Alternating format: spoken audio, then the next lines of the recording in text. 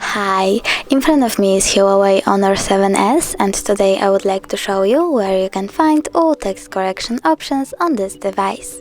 Firstly, open Settings. Now scroll all the way down and choose System. Then language is an input, virtual keyboard and keyboard that you're using.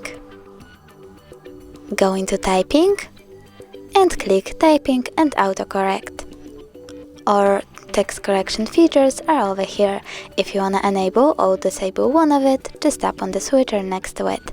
Thanks so much for watching. If you enjoyed this video, don't forget to leave a like, comment and subscribe. Bye!